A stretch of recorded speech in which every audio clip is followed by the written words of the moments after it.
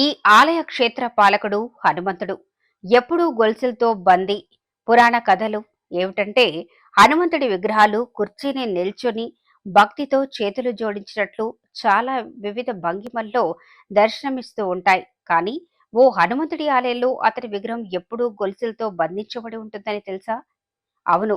ఒడిశాలో పూరి జగన్నాథుని ఆలయ సముదాయంలో ఉన్న ఓ హనుమంతుడి ఆలయంలో ఆయన్ని గొలుసులతో బంధించి ఉంచారు. ఒడిశాలో ఉన్న పవిత్ర పూరి క్షేత్రాన్ని జగన్నాథ పూరి ధామ్ అని పిలుస్తారు. జగన్నాథుని ఆలయంతో పాటు భగవంతుని విగ్రహంతో సంబంధం ఉన్న అనేక అద్భుతాలు, రహస్యాలు పూరి జగన్నాథ ఆలయం సొంతం. రామభక్త హనుమాన్ భక్తుడు గల్లీ గల్లీకి కనిపిస్తారు. మన దేశంలో పవనసుతుడి ఆలయాలు లేదా విగ్రహం లేని ప్రాంతం బహు అరుదు అని చెప్పవచ్చు. అయితే ఈ హనుమంతుడి విగ్రహాలు కూర్చొని, నిల్చొని భక్తితో చేతులు జోడించినట్లు ఇలా వివిధ భంగిమల్లో దర్శనమిస్తూ ఉంటాయి. కానీ ఓ హనుమంతుడి ఆలయంలో అతని విగ్రహం ఎప్పుడూ గొలుసులతో బంధించబడి ఉంటుంది తెలుసా? అవును. ఒడిశాలో పూరి జగన్నాథుని ఆలయ సముదాయంలో ఉన్న ఓ హనుమంతుడి ఆలయంలో ఆయన్ని గొలుసులతో బంధించి ఉంచారు. ఒడిశాలో ఉన్న పవిత్ర పూరి క్షేత్రాన్ని జగన్నాథ పూరి ధామ్ అని పిలుస్తారు. జగన్నాథుని ఆలయంలో పాటు భగవంతుని విగ్రహంతో సంబంధం ఉన్న అనేక అద్భుతాలు, రహస్యాలు పూరి జగన్నాథ ఆలయం సొంతం. అయితే ఈ ఆలయం చుట్టూ అనేక రహస్యమైన దేవాలయాలు ఉన్నాయి. వీటిల్లో ఒకటి హనుమంతుడి ఆలయం.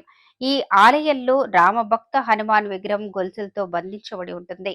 దర్శనానికి సముద్రం అల్లకల్లోలమైంది. పురాణాల ప్రకారం జగన్నాథుడు ఈ ప్రాంతానికి వచ్చిన తర్వాత దేవతలు, గంధర్వులు, మానవులు అందరూ భగవంతుని దర్శనం చేసుకోవాలని కోరుకున్నారు. జగన్నాథుని దర్శనం కోసం అందరూ పూరి ఆలయానికి చేరుకున్నారు.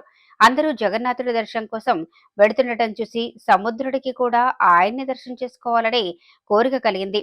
దీంతో సముద్రుడు చాలాసార్లు ఆలయంలోనికి ప్రవేశించడానికి ప్రయత్నించాడు. ఈ సమయంలో ఆలయానికి భక్తులకు చాలా నష్టం జరిగింది. పురాణాల కథనం ప్రకారం సముద్రుడు హనుమంతుడి తన మాటలతో మాయ చేయటంతో భగవంతుడి దర్శనం కోసం హనుమంతుడు సముద్రాన్ని కాపలా కాయాలి అన్న విషయాన్ని పక్కకు పెట్టి జగన్నాథుడి దర్శనానికి బయలుదేరాడు. అప్పుడు సముద్రం కూడా హనుమంతుడిని అనుసరించడం ప్రారంభించింది. ఈ విధంగా పవనసుతుని గుడికి వెళ్ళినప్పుడల్లా సాగరుడు కూడా అతన్ని అనుసరించేవాడు. దీంతో ఆలయంలో మళ్లీ నష్టం జరగటం మొదలైంది. అప్పుడు జగన్నాథుడు హనుమంతుడిని ఈ అలవాటుతో కలత చెందాడు. అప్పుడు హనుమంతుడు కదలకుండా బంగారు గొలుసులతో బంధించాడు.